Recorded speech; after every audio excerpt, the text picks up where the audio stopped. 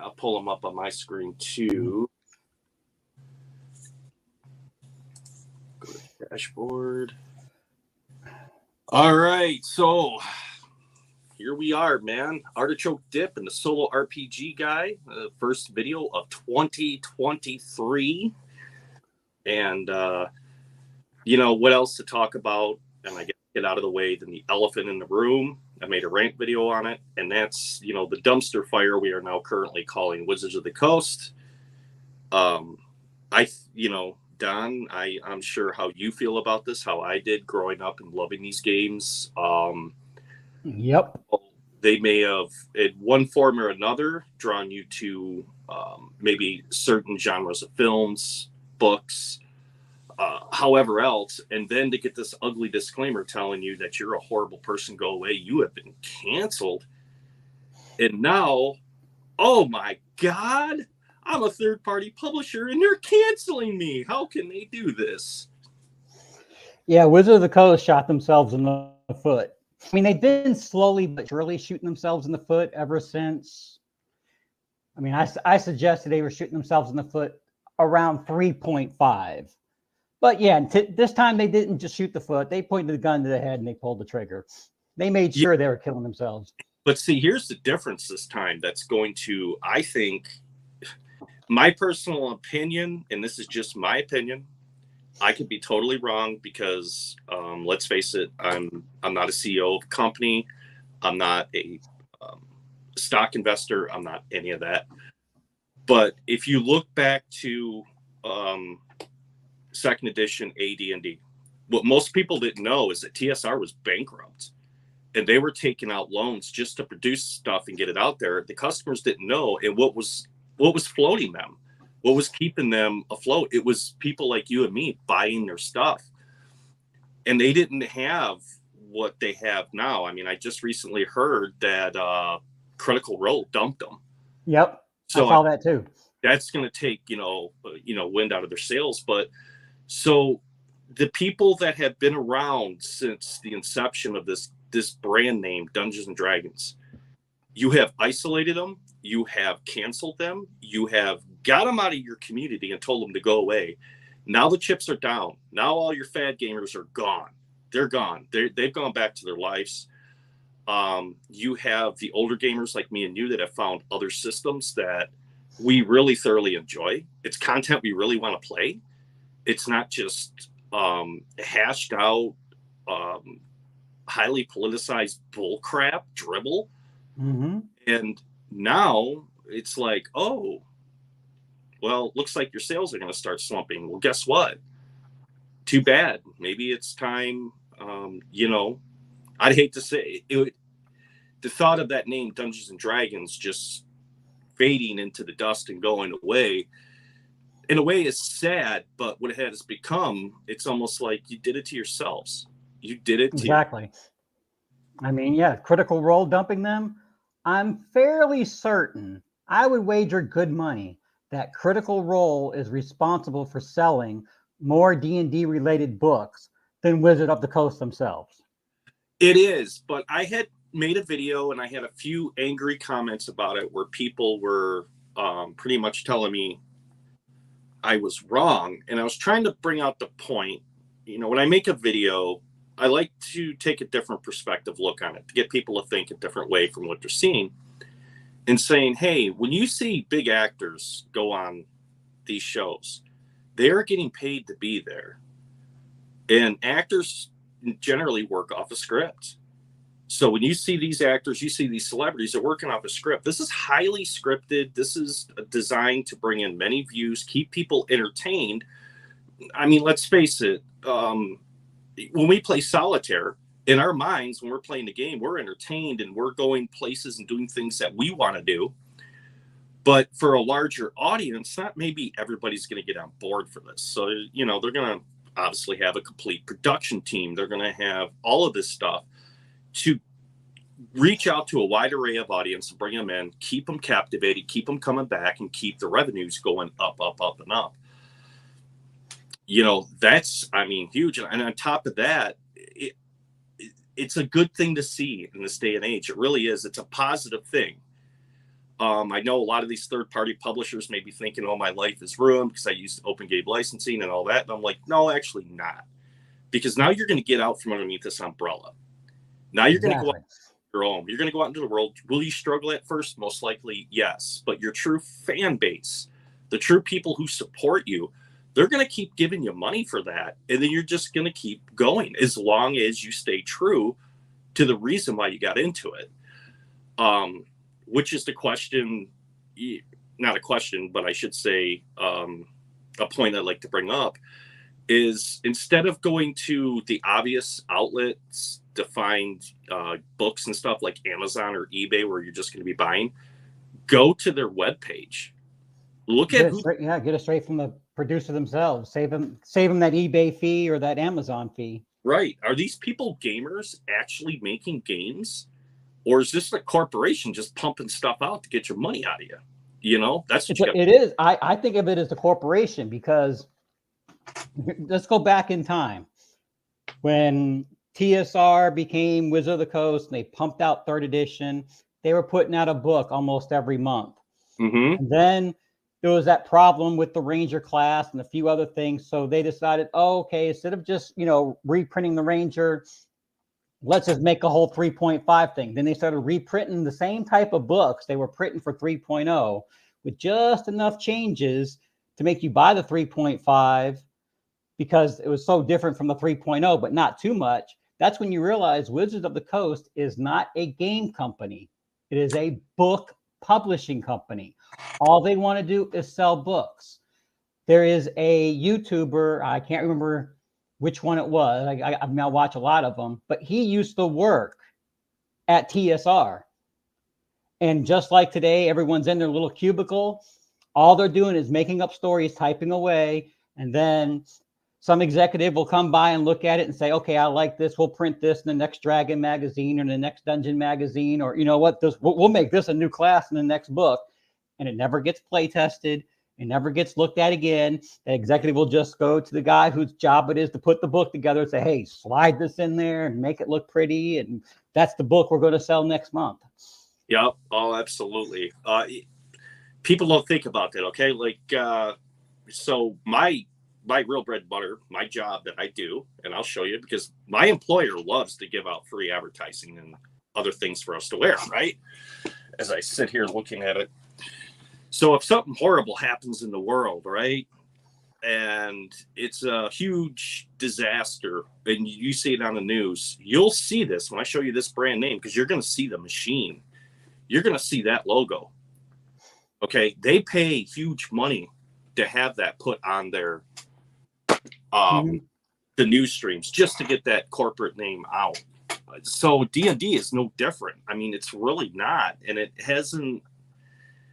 They have lost touch with their fan base. They really, really have.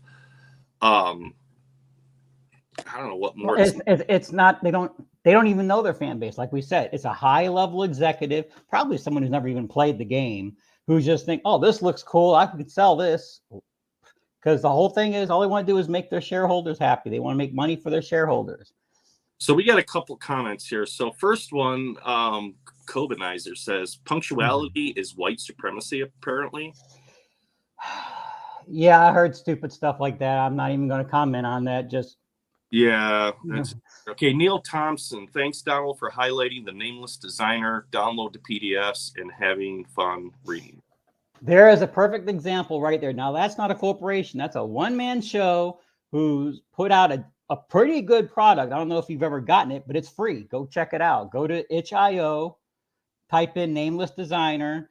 In there, if you're penniless, absolutely penniless, but you want to play solo RPG, download the PDF and play. Not only is it a good system, but he's got so many charts and things that it in and of itself is a great solo thing to use. I mean, you got charts for NPC settlements, you name a thing, and it's almost like the world without number. He's got everything in there, and it's free. He should be. I actually commented to him, "Hey, dude, you shouldn't be giving this thing away for free. You put a lot of work in this. You deserve to get paid." He's like, "Nope." He just says, "Nope. I'm passionate for the genre. I'm passionate for playing games." And I can appreciate that out of a good product. Somebody puts forth the time, effort, years it takes, like I said, the processes to do that. I have no problem in paying a fair amount for that. Absolutely, for their work. Why not? Exactly. I don't think people really think about that when we look at game systems and as far as entertainment, that there was blood, sweat, and tears put into this at one point to bring it to you. I mean, I'm sure you've tried at least once to sit down and write your own game, and you get partway through the process and you just go, oh man, do I really want to put myself through this? Well, you know what? I had thought about that, wanting to do that. And I thought, wow, man, this is going to be, if I can make my own game and get it out there, and how great it would be and how cool that would be. It will really change my mind on it and really put it in perspective for me. And I'm going to bring that up right here. This is Palladium Fantasy and Kevin Sambita. And when I had done my video and talked to him, and he had asked me, he says, what do you do for a living? So I told him, he's like, so you really enjoy gaming in your free time? I said, absolutely. He goes, now what if you had to do that 50 hours a week? And I was like, he goes, sounds good right now, right? And I was like, yeah. And he goes, but 50 hours a week every week, because now you're not looking at it the same way. Yeah. It's fun. This is a job. He says, so when you don't have to do that, how much are you going to want to game? Exactly. And I was like, that, really put it in perspective for me. And he's like, if you really enjoy gaming, he's like, keep it as your hobby. Don't, and he's absolutely right. Looking in retrospect, he's absolutely right. Talking of Kevin Sambita, which is funny with what we're seeing right now with Wizards of the Coast, and I hope this puts this in perspective for a lot of people out there. A history behind Kevin Sambita. He used to have the Robotech rights, and he had done a Kickstarter, and he was going to come out with another set. But before he could, the parent company ripped the rights out from underneath him, and he could no longer produce. So a lot of people got upset. And with third-party publishers now, and this meltdown that's going on and happening with these people, now I ask the question, now maybe you know how this man felt. Now maybe because essentially you have this corporate giant that wants to rip all your rights, your blood, sweat, and tears out from underneath you and keep it for themselves, more likely cancel it. At the end of the day, literally why is Wizards doing this, in my personal opinion, and I'm sure, like I said, there's so many videos out there, I don't want to overhash this. That's just, I don't think people are going to find that entertaining. But in the pandemic, they loved all of that revenue they were getting. They just absolutely loved it. Record profits. And that's what a corporation wants. And now, well, they're back to where they were pre-pandemic. And they're looking and going, well, look at all these other people making money. That should be ours. That should be ours. So let's just take it away from them. And it's just, it's absolutely horrible. But I'm still laughing at Wizards of the Coast over it. I'm like, you created your own dumpster fire. Ha ha ha ha. Exactly. They did. So we have another one here, a comment from the Hydra. This will push people away from D&D, which will drive those people to new game systems. Once they try those game systems, they won't feel they need D&D anymore. Wizards of the Coast is damaging D&D's partial monopoly. Absolutely right. And Don, I mean, how many times have you talked about game systems that are not D&D? Look at my channel. Other than the solo toolbox designed for 5th edition, nothing on my channel is D&D related other than that one video. I'd rather support the smaller guy, Nameless Designer, the guy who I'm working on that book for. He's a one-man show. I'm right with you there. And I mean, yeah, I mean, right now, you're right. These people are going to switch to new game systems because apparently all the other, obviously Wizards of the Coast being the elephant in the room, but the baby elephants in the room are all getting together and they're making their own open source gaming license. They're calling it ORC. I forget what the letters stand for, but open. Yeah. You know what? Yeah. I have almost but tuned it out because there's just been so much. I know it's like the huge talking point in gaming. It's like, it's the one thing everybody's currently talking about. And I mean, as a YouTuber, if you're in gaming, I don't think there's any way you cannot avoid the topic. You know what I mean? Yep. Well, like I told you before the show, if I did a video on it, my video would have been, hey guys, Donald the Solo RPG guy. You want to hear about my opinion on the WOTC OGL? Click the link below, and it would have went to your video.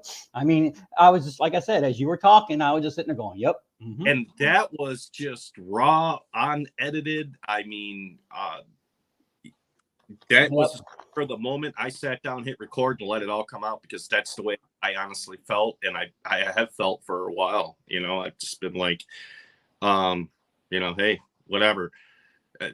For instance, last night when I was messaging you and I sent you the picture of my game table, and I'm like, hey, this is what's going on. He said, I'll have my priest say a prayer. You know, what do I enjoy? This is the old school stuff, man. I mean, not this new.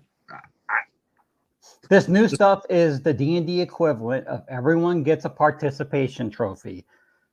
Absolutely. If me and you were younger today, we're sitting there playing 5th edition, it goes to the point where I'm mad at you, Robert. Your zombie did 3 points of damage to my fighter. I'm so upset. Okay, Donald, I'm sorry. Here's a +5 sword of everything slaying. Will this make you feel better? You know, that's basically all they're doing. Yeah, you know what? That is, oh man. I can't stand that.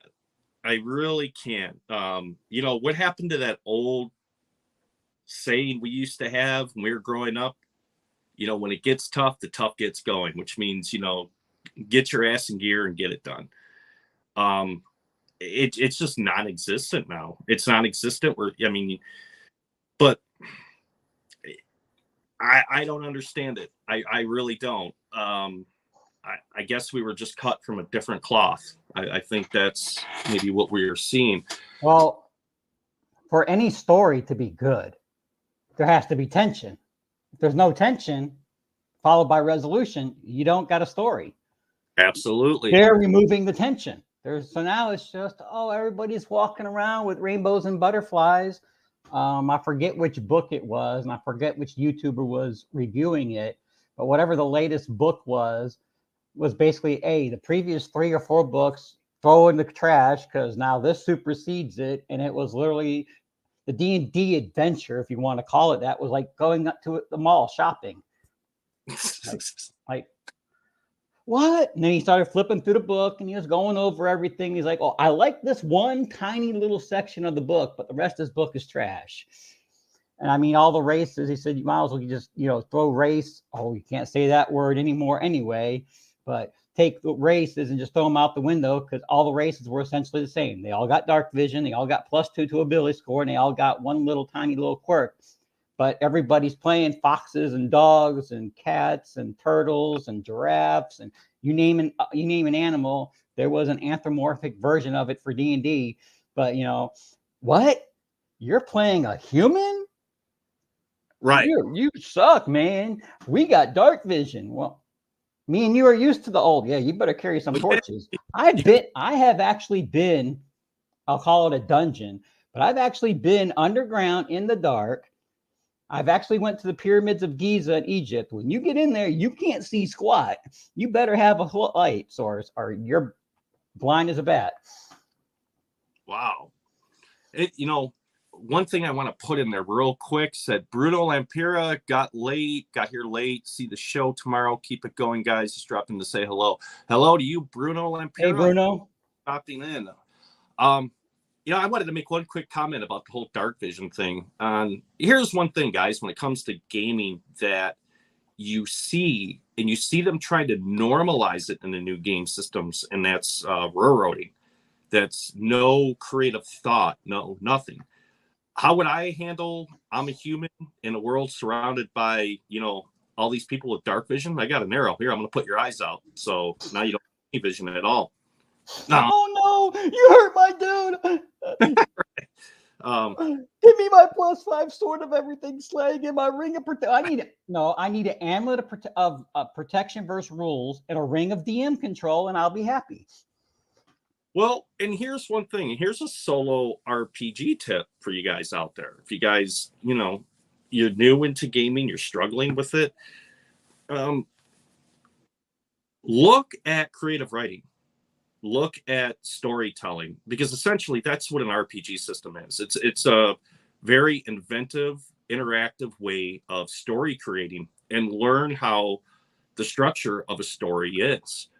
Now, for some of you, it may even ruin your experience with film or other, novels you may read, for the fact that after you understand it and you look at it, you can predict what's going to happen.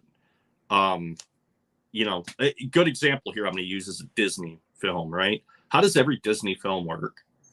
Well, it starts with, there's this kid, life's okay. I'm gonna use moles, okay? The little rodents that live in your yard, right? So Mama and Daddy Mole say, come on, son, it's time we go to the surface and we're gonna show you what it's like up there. Mom and Dad pop their heads up, lawnmower comes by, bam, they're dead, they're gone now. Little one's left on his own, and then, okay, this is where the story picks up. Let's sell merchandising and clothing and, everything else from there. Creative writing is more than that. And with solo RPG, it can really help with your structure and, get away from this whole entire notion of your character starts at point A, has to go to point B, arrive at point C, end adventure at point D. Here's your experience, everything else. Everybody did a good job. Hoorah. Next module. Yeah, taking to what you just said, pretty much every major good story from, yep, that's it, Jessica, you were reading my mind. Hero's Journey. Everything from Homer to Star Wars to Harry Potter to all the good IPs that are out there all followed that exact same formula. The hero isn't really a hero. The hero is a hero that was thrown into it. Luke Skywalker didn't want to start off being a great Jedi. He didn't know what a Jedi was at the beginning. I just want to get away from home for a little while. But, Harry Potter didn't want to be the world's greatest wizard. He was thrown into it. Right. And you find some mentor. The mentor helps you grow. You go through that process. And there's a whole big long thing. But yeah, there's actually a book out there about the hero's journey. I don't remember the title, but I'm sure, Jessica, if you're listening, you can type it in there and let people know, because that's the formula for most. Lord of the Rings follows it. Star Wars follows it. Harry Potter follows it. Homer follows it. The Iliad follows it. All the great stories of our times follow the hero's journey. Sure, absolutely. And if you think about it, even with Solar RPG, think of the story parts in the way that they unfold, how they affect you, how they it's like it doesn't matter how many times I watch this film, it gets me every single freaking time after watching it. I can watch the trilogy of Lord of the Rings, but you get to that point in the story where Aragorn has just been crowned, and you look at the hobbits and they're kneeling, and he says, no, you don't kneel to anybody. And it gets me every time, man. Mm-hmm. Strangely enough, my mom likes Lord of the Rings, and she watches it, like twice a year. She literally just watched the end of The Return of the King, literally like 3 hours ago. So that exact same scene you were talking about, I just saw. Yeah, it gets you every time because, Yeah. And and you're just like, wow. And think about this with your solo RPGs. Think about some of these great, people will say, well, you always reference Lord of the Rings or this. Well, it's because I like it. I really like it. If you look at it and just through our history, and if you look further back through the ring, where did the ring come from? Well, that Tolkien didn't actually create that. That's from Norse mythology. That comes all the way back to Loki. And there's a lot more to it, those influences. So yeah, if you're dissatisfied with Dungeons and Dragons right now, there is so many RPG games out there, so many different genres you can look into, so many different ways you can go. Don't shortchange yourself. Look into how a story is built, why and I know you've said this too, Don, your protagonist, your antagonist, your multiple plot lines, not just right down the street one way and that's it. Yep, exactly. Jessica did come back with the answer. The Hero with the Thousand Faces by Joseph Campbell. And then there's a book aimed specifically at writers, The Writer's Journey by Christopher Vlogger. So yeah. But okay. you got to follow that hero's journey philosophy. And it's going what you said earlier. Look at the last, from an outsider just looking at your YouTube channel, you spent at least a whole entire summer talking about RuneQuest. You've been spending another summerish or so talking about Castles and Crusades. There's two great systems right there. My favorite system, I haven't even done a video on it yet because compared to what's out there, my video would be trash, but I love the Cypher system. And that's from Monty Cook, who used to work at Wizard of the Coast. You know, here's the thing. Don't ever put down Monty Cook. I had somebody ask me if I would do a solo RPG on the Call of Cthulhu. And remember the last video we had. So I am embarrassed to admit this, but okay. The reason why I had to dig through my library and find where I put the damn book. But I did find it. So it is, yes. I have my filthy paws on the book now. But now I forgot my train of thought there. Oh, you're an old man. You got derailed, but you'll get back on. Well, that's okay. I'm going to answer Sharky Mouth here. Have you guys read Mythic version 2 yet? Just wonder what your thoughts were. The original book was what started solo role-playing for me. Love both your channels. Thanks for all your inspiration. Well, Sharky Mouth, if you go to my channel, I did a review on that Mythic version 2 already. It's my latest video, so go check it out. I go through, instead of going through the entire book, I just show you here's what she did that's different compared to version 1, because I assume anyone who wants to learn about version 2 has already got their hands on version 1, and everyone that's a subscriber on my channel is probably already a subscriber to Rob's and already a subscriber to me, myself, and Die. So everybody knows what Mythic is. So I didn't have to go, well, this is what Mythic does. Rob's got a 3-hour video on the subject, and everybody else that's solo role-playing has some video on it. I didn't feel the need to do Mythic 1. I thought, okay, I'll be different. My Mythic 1 is on the cards. No one's done anything on the cards, so at least mine's a little different. But yeah, I've already went through the differences, so go check out my video. And I'm sure sooner or later, Rob will do a video on it. Well, so with Mythic, I have not even picked it up. I am running out of room currently with where I can store gaming content anymore. You know, at one point, I was just kind of like, ooh, that's cool. Ooh, that's cool. Ooh, that's cool. Ooh, that's cool. But now I'm being very selective as to what I bring in. Mythic, you know, here's the thing about game emulators that I'm going to throw out there. If you find a game emulator that works really well for you, stick with it. That's great. Mythic is just one that it doesn't work for me. It's not. I like a different way, I should say. One that I have recently really, really liked has been the Strider mode from the One Ring and the way that they set that up. I do like that emulator. Scarlet Heroes, I like the simplicity of that and how it works. When it comes to Mythic, for me, if I'm doing a real, just basically, you're going to be emphasizing on your NPCs and backstories and stuff like that, Mythic would work well, in my opinion. These are my opinions. So, you know, people out there that, as far as Mythic picking up a new Mythic book, well, I haven't cracked the original Mythic book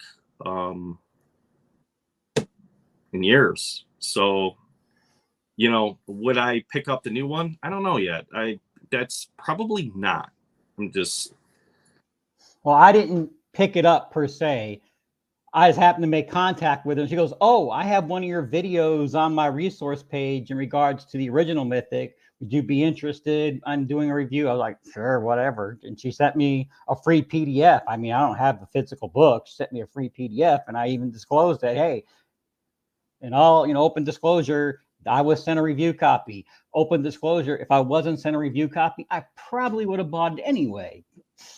Well, okay, see, you're a lot more organized, I should say, than I am when it comes to PDFs. I just recently had to update my computer, my old operating system. You know, Microsoft sent me a notice and saying, hey, after this date, it's you're not going to be doing anything with it. So it wasn't by choice. But the one thing I'll make it real simple for you, Rob. Just go buy you a thumb drive and just stick everything, all your PDFs on a thumb drive. And that way, no matter what system of your computer, until they come up with a new form of storage, USB drive will work. I got a 64 gig and it's probably only got like 12 gigs full. I think I counted the pages up. It'd be like 4.7 million pages worth of stuff. So yeah, that will hold all your stuff. And that way, if this computer ever dies on me, I don't lose my PDFs, except maybe like the newest ones I've acquired. But I remember where I got them from and I just go re-download them. Well, the thing I found with PDF files, here's my problem. The reason why I like books, and there's many reasons why I prefer a book over a PDF. One, I get a PDF, somebody sends me a PDF, I look at it, I'm like, wow, that's cool. I go to shut my computer down, now that goes into the storage. I totally forget it's even there. God, and not only that, the thing I like about I prefer about a book is I have a physical book in front of me. I don't have to worry about updates. I don't have to worry about battery problems. I don't have to worry about any of those things. I always have the book and it's there. So these are just personal things with me. Now, I mean, in what I currently do as a mechanic, there is no such thing as service booklets anymore. They don't exist. Everything is PDF on a computer now. So, I mean, yeah, I deal with PDFs all the time. And who knows, maybe in the back of my mind, maybe that's why I don't like it. I come home and I look at it and I'm just, no, I'll take the book. I don't know. Well, I'm like you. I prefer a book too, but hey, I'll accept a free PDF. I can at least, when I'm sitting down in my comfy chair, I can just skim through the PDF and, get the highlights and then decide, do I really want to spend the money to buy the physical book? But this is Mythic. So with Mythic, all I got to do is just flip to the back, look at the back page of the PDF and just print out those pages that I need. So with that, it's no problem. I mean, I don't need to read how do you use Mythic because I already know how to use Mythic. I don't need that part. Just give me the charts and whatnot, and I'll be good to go. So let's get to a few comments here. We got Sharky Mouth. Will do, been working, probably missed your video in my feed. Cheers. Oh, yeah, he's talking about my Mythic too. All right, well. Shout out to you, Sharky Mouth. John Lennon. Or Lenin. Lenin. Mythic is unnecessarily complex. I agree with that statement in my perspective of gaming. And this is the reason why I like solo, is because I can do it exactly the way I want to do it and not, Well, I can understand how some people say Mythic is unnecessary complex, but she did do something really simple and simplified it so much that a third grader can do it. She turned the fate chart into what's called a fate check. Fate check is you still roll 2d10, but you add those numbers together, like you normal math, add 2d10 together, and then there's like one tiny little chart on one side that says if your chances are, based on the chances, you add anywhere from a +5 to a -5. And then the chaos factor, which some people do use, some people don't, +5, -5. You've got one page, one simple chart, no looking at the crazy complications. And if you roll doubles, then that's considered, either a random event, unless you're rolling for a random event. And then it becomes, the exceptional yes, exceptional no. And, with some people watching, am I anti-Mythic? No, absolutely. I am not. They have other publications and other things compatible with their systems I really enjoy and I do use. One I have here, the Adventure Crafter. This is an excellent source. If you're a solo RPG player, I highly suggest you look into it.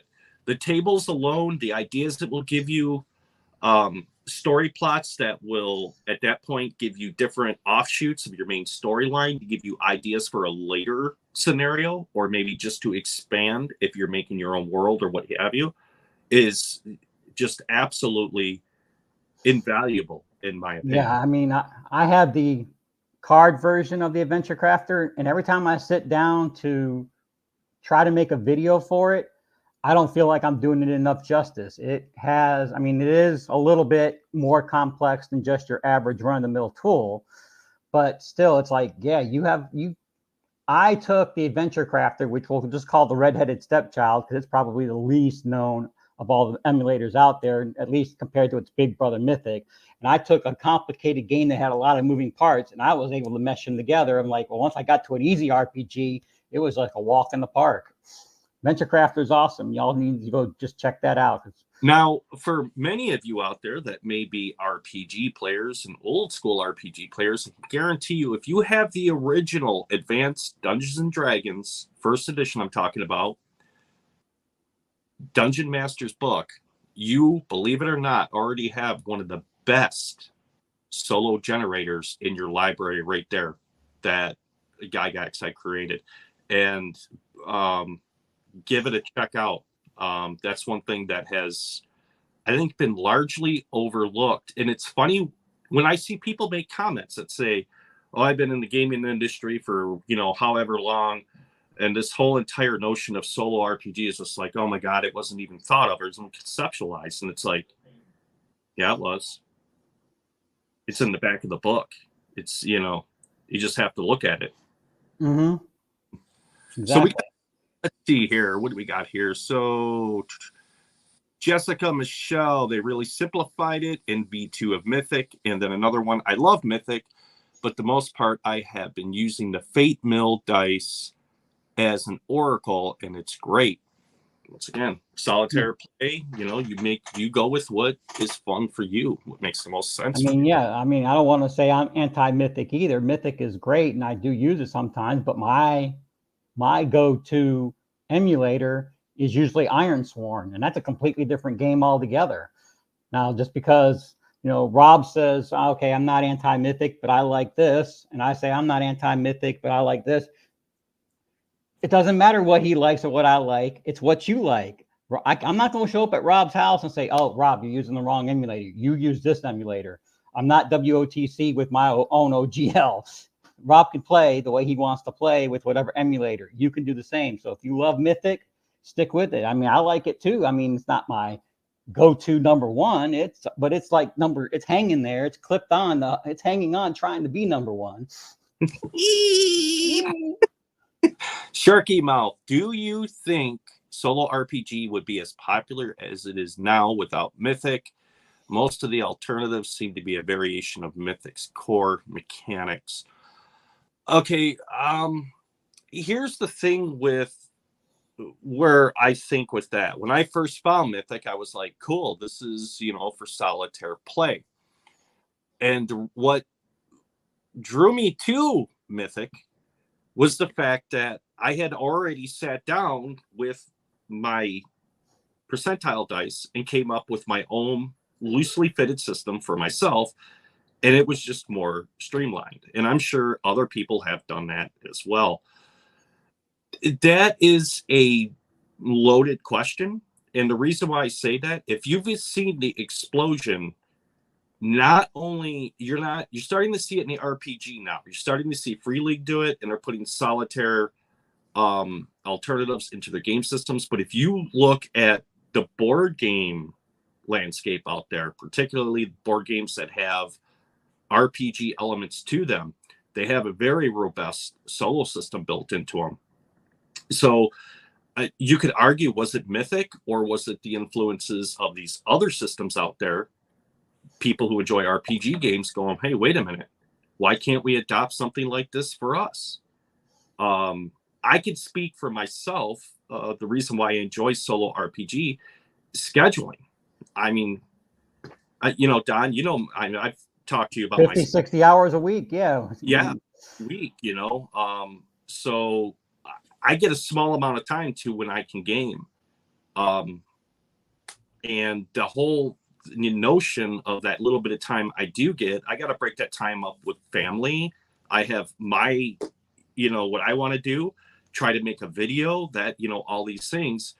So going to a game group, it doesn't really work out for me.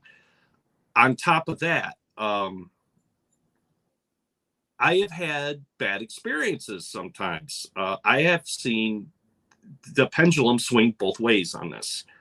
I've had the one game experience where the game master is explaining the backstory of this world, and you're sitting there and it's 2 hours into it. You're trying to stay awake and look at the clock, and I haven't even rolled a damn dice yet. And this guy thinks he's the next freaking Stephen King. And I'm like, just like, God, you know, I just want to get out of here. Exactly. Had the pendulum the other way, where it was a Pathfinder group I had joined. There was no story. There was none whatsoever. It was, okay, we run across this. Everybody roll initiative. Battle, battle, battle, battle. Okay, we take 5 steps. Now we run across this owl bear. Roll initiative. Battle, battle, battle, battle, battle, battle. Okay, we take 5 more steps. And now there's another encounter. And I'm like, going, hey, isn't there a town or something around here anywhere? I don't know. I mean, is it just us in an endless battlescape? I mean, and everybody's looking at me like, well, yeah, that's what it's about. And I'm like, okay. So yeah, I would have done the same. I'll see y'all later. I gotta get braces for my cat. I got to contact paper the shelves. Yeah, bye. I think I like the one from the old 80s movie Better Off Dead, where he uses the excuse, hey, my mom got her arm caught in the microwave, and my brother went off and hijacked a bus full of nuns, and I got some stuff going on. I gotta go. Okay. Right, well, let me answer. Hold on. Let me throw in my 2 cents here for Sharky Mouth. Do you think about solo RPG being as popular as without Mythic? I think Mythic kind of helped catapult it some, but I was looking to play solo before I even heard of Mythic. I played in a group. I had the group around the table, slinging real dice, carrying the books, the whole 9 yards. But then life got in the way, and my group slowly fell apart. And I'm looking at a shelf full of books collecting dust, and I'm like, man, it'd be great to relive those adventures. So yeah, I tried the back of the book where you do a random room, random monster, random treasure, random room, random monster, random treasure, and it just that, too random. So like, how can I make stories? And I was researching, and the first product I actually found was that Game Master's Assistant. I hadn't even heard of Mythic at the time, and that's why I made that was my very first video, the Game Master Assistant. That's when I had my eureka moment. I'm like, yeah, this is good.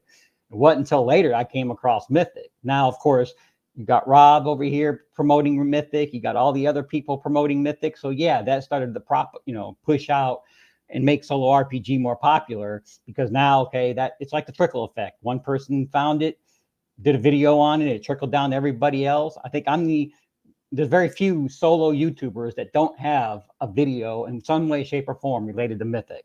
That's why now Mythic's so popular. It's the elephant in the room. And see, I think a lot of people may have a misconception, particularly with YouTube, I've noticed, for the fact that people, they think if you make a video and you talk about this, that maybe you're trying to make a living off of this, or you're trying to become an internet star or whatever else. With me, those are never my intentions. I had the question where I'm like sitting here and I'm playing these games and going, man, this is awesome. Then it's like, anybody else out there in the world? I mean, am I the only one that's seeing this, or are there others out there? Now, to walk into a game store and say this, okay, let's face it, this is no game store owner is going to want to hear this. They're going to probably show you to the door quickly. So what's the best way to reach out and ask this question into the world? Hey, am I the only one, or are there others out there?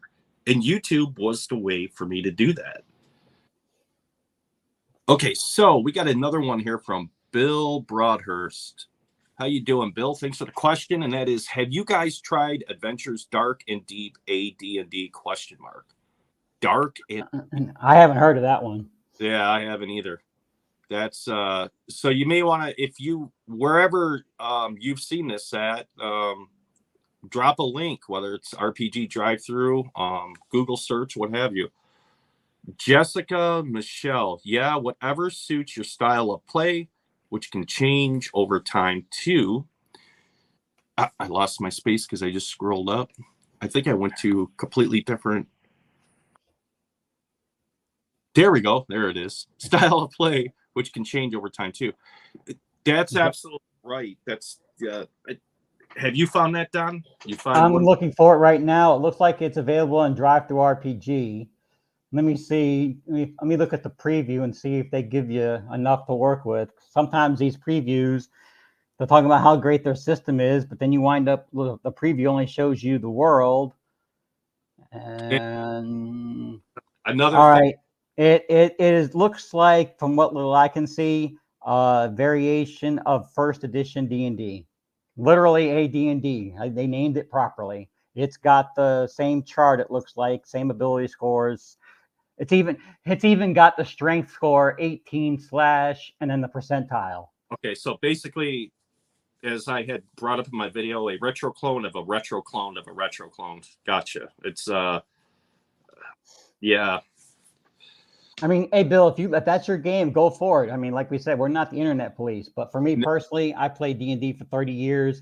Whenever I see strength, intelligence, wisdom, dexterity, constitution, charisma, common, or armor class, hit points level, I have a tendency to deviate away. I mean, I had to watch Rob's video and a ton of other videos before I even decided to get my hands on Scarlet Heroes, because I saw strength, intelligence, wisdom, dexterity, constitution, armor class, hit points. I'm like, oh, it's another retro clone. Same's true for World Without Numbers. I had to research to find out, oh, there is a difference.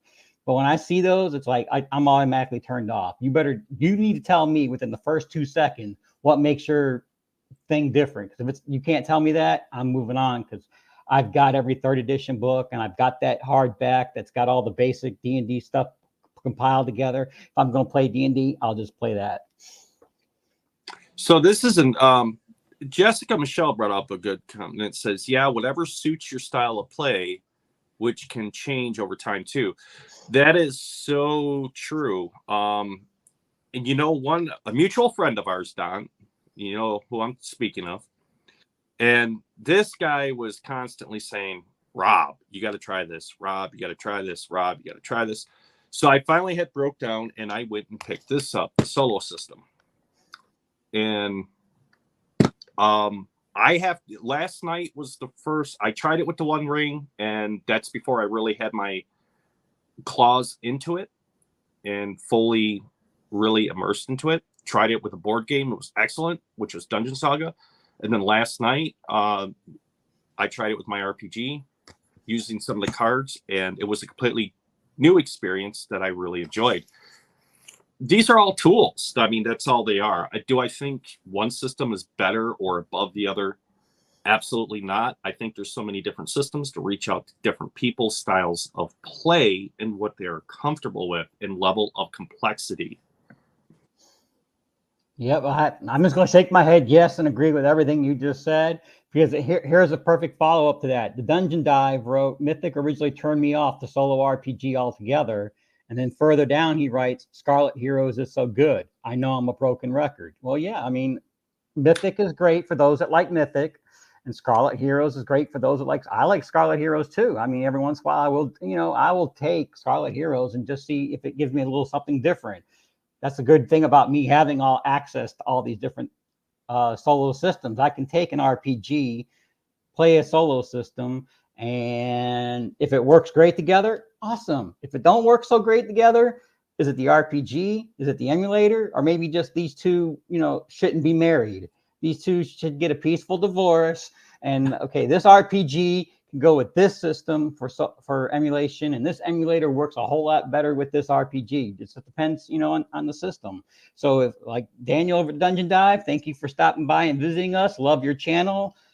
Everyone, right after this video, go subscribe to Daniel at the Dungeon Dive. I mean, that's another person who dips his toe in a solo play, and now you're also getting that from the perspective of someone whose YouTube channel is primarily board games, specifically dungeon crawlers type board games. So I have watched Dungeon Dive for quite a while. Believe it or not, I do more video watching, I think, than I do of video making.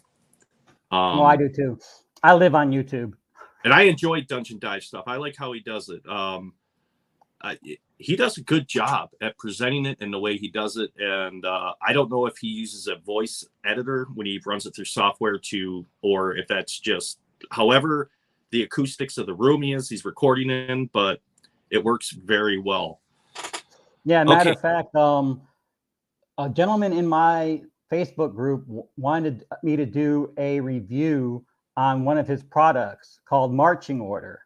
Well, I said, I'll do that, but here's another person you should reach out to, Daniel over at the Dungeon Dive. And he did, apparently. And as I was sitting there reading the book, play testing it out, I happened to see Daniel over at the Dungeon Dive. He did a video on Marching Order, and I just sat there and was like, you know what? I can't make a better video than that. Daniel, you did an awesome job. I'm not even going to try. If anyone asks me about Marching Order, I'm just going to say, go watch the Dungeon Dives video. Matter of fact, I think I linked it in my Facebook group, and just so the guy can get some, hey, I spread your word, dude. I wanted to do a review, but Daniel, he just kicked my butt at it. And I'm going to admit defeat, Daniel, and let you have it because you did awesome. And I had made a video where I talked about this, and I sum it up 2 ways that I look at Mythic compared to Scarlet Heroes. I think if you're the type of player that likes to have a more fast-paced RPG experience, you're going to enjoy Scarlet Heroes. It's going to keep things moving at a pretty decent clip. If you're very story immersive, maybe the combat aspect of it and the prospect of losing a character is not your thing, but you want a more enriched story, Mythic is more driven towards you. And I honestly, in my opinion, these are my opinions. These are not, I'm sure people will disagree, but the way that's how I view it. That's what I have noticed with them, anyways, should say. All right, let's see who we got here. Sharky Mouth, good points. I think because Mythic was the first system I've used, it's always been special to me. Before that, it was just solo game books. Appreciate it's not for everyone. Yeah, I mean, the Game Master Assistant will hold that little spot in my heart too, because that was my first Eureka moment. I mean, it's not my top product, not the first thing I go grab anymore, but I still love it. I still keep it handy just in case. Yeah, and just like, you said, Don, looking back at it, right? So growing up, no neighbors, my parents loved to live in the sticks. If you wanted to go to town, it's 6 miles that way. And having these game systems, right? Seeing, having that red box set, having nobody wanted to play. You have to figure out ways to keep yourself entertained. Exactly. So it's really helped out. And look, now looking at the landscape, looking at the way things are changing in the gaming industry, and whereas these gaming manufacturers are starting to release solitaire play because they realized, holy crap, there's a whole entire group of people out here that enjoy solo RPG. They don't enjoy a large group or using virtual tabletop or whatever else. So it's interesting to see, and we're living in, I think, a very interesting time with RPG, particularly with the dumpster fire of Wizards of the Coast, because as they begin to dwindle and go away, I think you're going to see now, hopefully, more fresh ideas come out. And it's really, I'm looking forward to seeing how it's going to evolve, particularly with Free League Publishing. Free League pretty much put solo rules out for almost every game they print.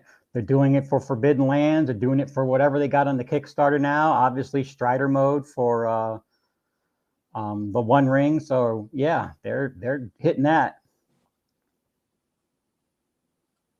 All right, Rob. I don't know if you can hear me or not, but I think you froze on camera. At least on my end, it looks like you froze. All right, everybody. Welcome to the Solo RPG Show while we wait for Rob's connection to connect. Going once, going twice. You're still frozen. So. All right. Well, Dan, Dungeon Dive, I'm going to thank you for visiting. And yes, we see that you says here that you've learned a lot from the both of us. Well, I've learned a lot from you. I've watched a couple of your videos, and obviously you understand what we're talking about, because you can take everything that I've said, everything that's Rob said, and everything that everybody else has said, and break it down so that people can understand it. So yeah, that's awesome. All right, Robert, say something. Rob, say something. I'm back. I watched my buffer page, then I watched your page buffer. Okay. And so we're fine. So what I was going to say, the one thing I had made a video that was a rant about a certain publisher, and I'm not going to name him by name, but he made a bunch of random table books that I had purchased. And then I heard him on a podcast talking about how pathetic he thought solo RPG players are. And I was like, are you stupid? Are you absolutely that stupid to where you're selling a book? You're telling me you're selling a book. You're feeding your family from this, and you're going to run out and isolate one entire part of your taking the Wizards of the Coast business modeling here. I'm going to isolate my customers from here because this ought to be good. And I pretty much shut it. I was just like, no. I mean, and the books are gone. I mean, screw that guy. That's the way I look at it. And like you said, you see these other publishers that are now, hey, we identify there's a market out there. We're going to get more people. Now, here's going to be the interesting thing. I want to see what this certain individual that printed all these randomized table books, when this brand new licensing that's going to hit, I guarantee you it is, because these corporate lawyers are going to figure out a way. I wonder if he'll still be making money, or if Wizards of the Coast is going to send him a nasty letter saying you will cease and assist automatically and all your intellectual property is now ours. And you owe us a nice chunk of change. Thank you very much. Yep. Let me go ahead and give a shout out here to Cadlin. He says, hey, you Don. Hey, you Rob. Cadlin, his real name is Robert. He actually played in my group up in North Carolina. He's a trucker. Sometimes when he's sitting in the back of his truck, he tools around with solo RPG. So you can even do it in the back of a 18-wheeler cab truck. All right, Rob, you with us? You're freezing again, yeah, Rob. I'm here. I think, hi, buddy, because I noticed my ever dropped out. You started to sound like a scrambled old analog CB channel. The squelch turned up too high. Okay, well, you're starting to come through. All right, good. All right, let's see who we got next here.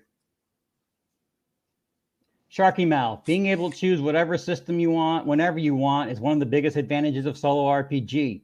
Exactly. I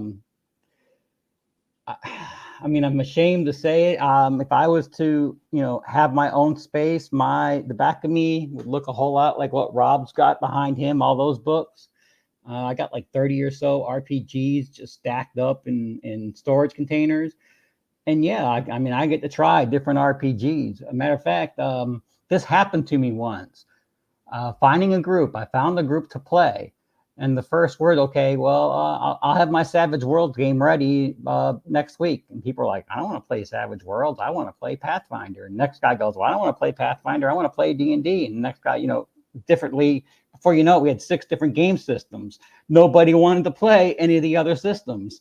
So, yeah, it was great. All right, well, I know all these systems. I've touched on all these systems. I fiddled around with all these systems. So for me, it's like, I don't care which one we play. It'd be great to play in a group. They were biting over, they were biting over which game to be actually played. So, yeah, it's great. You can play whatever you want, whenever you want, the way you want.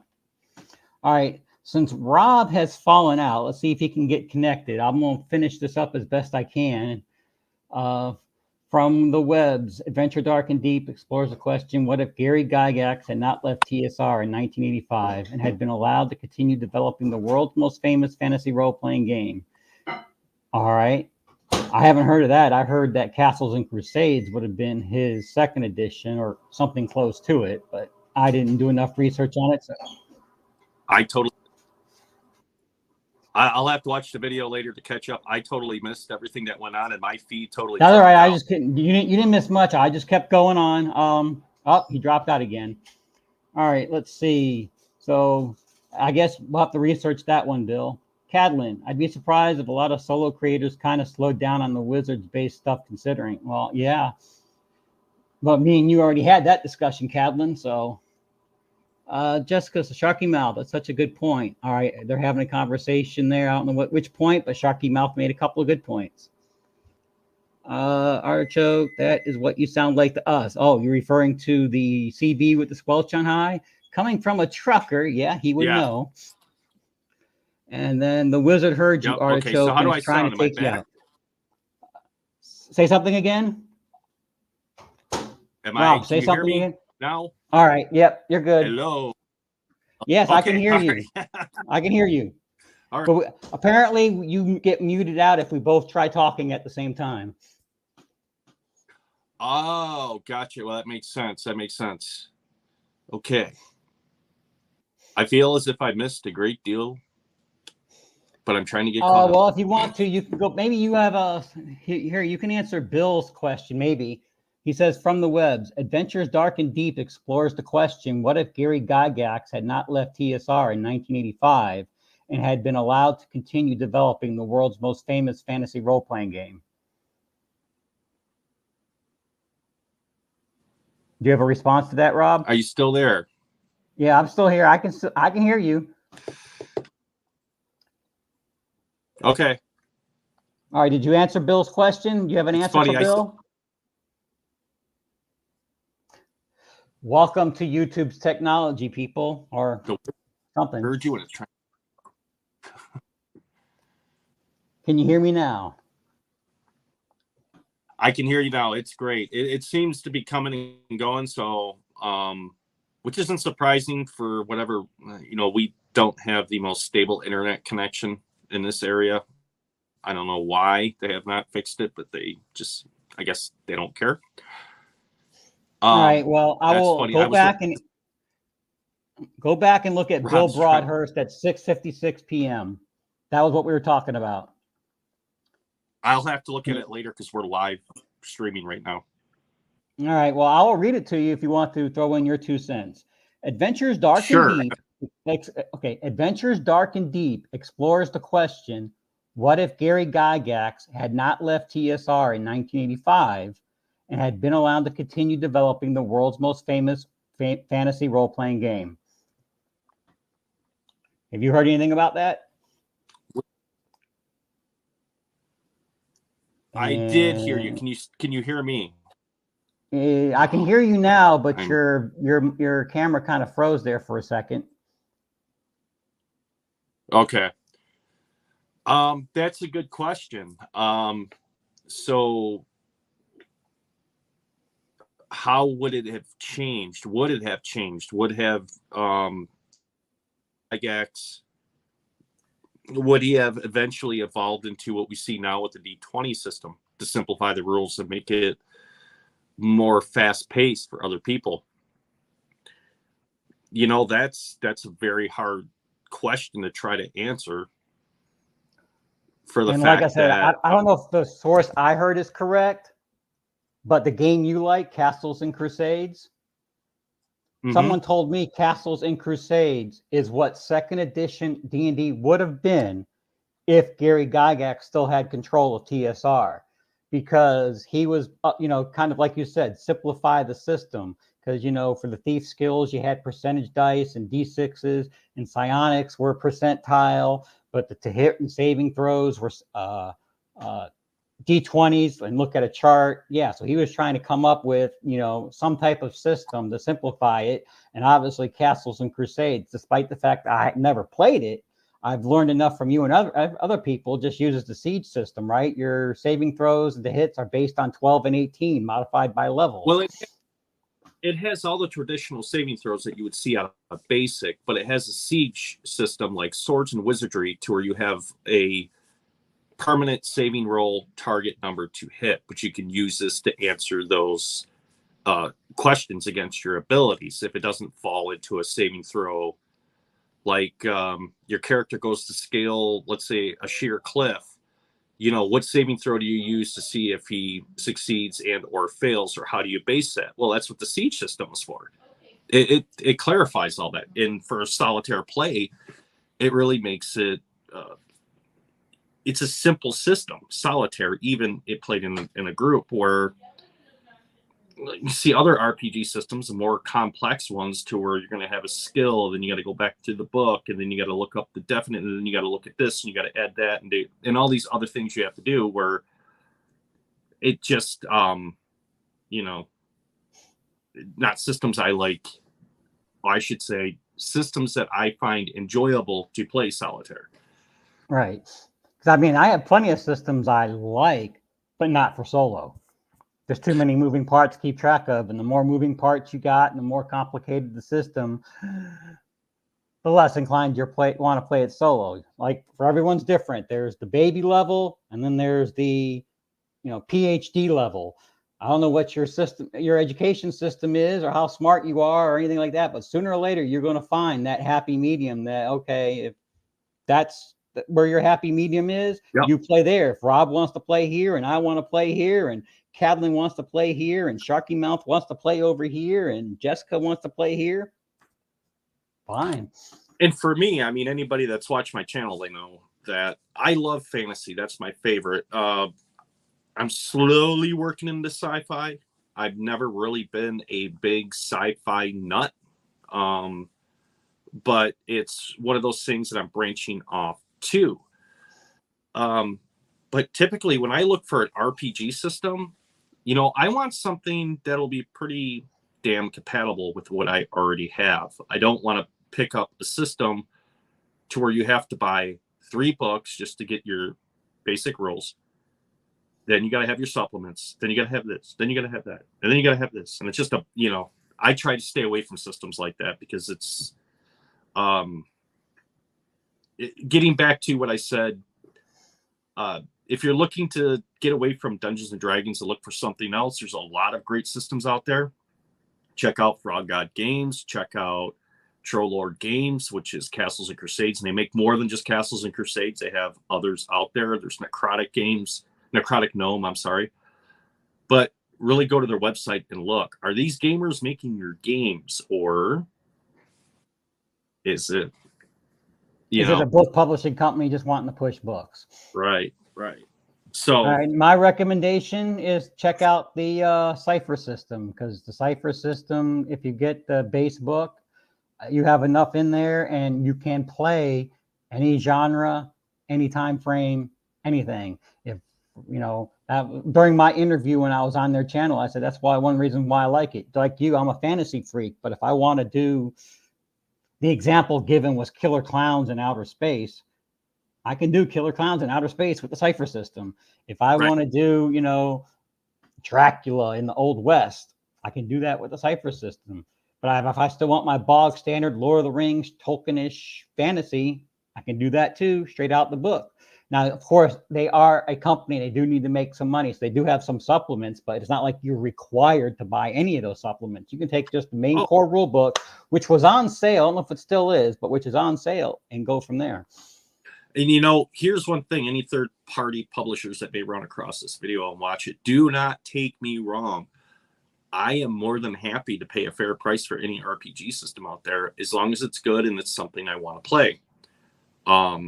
You know, I'm just going to throw this out there. The thing that turned me away from Dungeons and Dragons or Wizards of the Coast, and I'm not going to say Dungeons and Dragons, basic D&D, AD&D, second AD&D, third edition. I love those. Those are some of my most coveted game systems that I have. But why I turned away from them is if you decide to put out a statement to tell me, without even knowing who Artichoke Dip is or who Rob is, but I'm a bad person, why should I give you money? Exactly. So I just Sharky Mouth commented, I guess this is during your buffering. Rob is trying to solo his stream.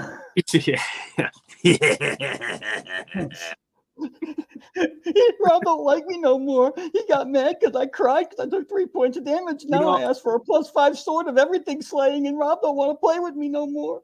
He took his books and went home. Dropped out. I was going to make a comment about that, about how taking different, if you will, oracles, mythic systems, you know, if that's what people know what I'm talking about, and integrating those into different game systems and being able to create something for yourself. And I'm going to use the example of Strider mode. I really like how it uses a Patreon, it uses a third-party influence to dish out the quest, if you will. And then I looked at the original printing, the third edition, not third edition, but fifth edition printing of Spelljammer that came out. And I had missed the first one. So I'd picked that up. And I was reading the idea behind the game system. And I liked the idea that you had this thing, you know, person called the Spelljammer that ran the ship. That was the head honcho. And it was like, you could use this as a patron. This could be the one divvying out all of the quests, and you could have characters and do what you wanted to do. And getting back to what you're saying there, Don, what will end up happening? Oh my God, something was taken out of context, and people were like, and they had to rewrite the whole thing when the whole thing felt like it was just a rushed, edited mess to begin with. So I am getting to a point here. You know, if you find a certain particular oracle or whatever you're using for your RPG system, you know, don't be afraid to borrow from that, to take that, to make something out of that. How do you think these people came up with their ideas? Everybody borrows something from somebody else. I don't think there's anything underneath the sun that is actually new.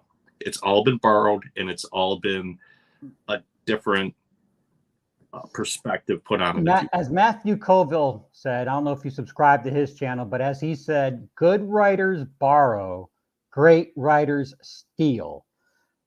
It just depends where you borrow and steal from. Obviously, if I was to steal, a dark elf that lived underground that's, you know, running around with 2 magical scimitars, everybody's going to go, oh, yeah, you just made a copy of Dritzo Durden. But if I find some obscure, not popular writer and take his stuff and just tweak it a little bit that no one's ever heard of, all of a sudden I'm a writing genius. Absolutely. Absolutely. And it's an excellent point. So when it comes to solo RPG, and another thing to point out, and I have mentioned this to many people, okay? Solo RPG can be used more than just I enjoy gaming. If you're an aspiring writer, you're an aspiring author, let me tell you something. RPG systems are a catalyst for you, for your imagination. They are going to catapult your imagination into different areas you never may have even thought about.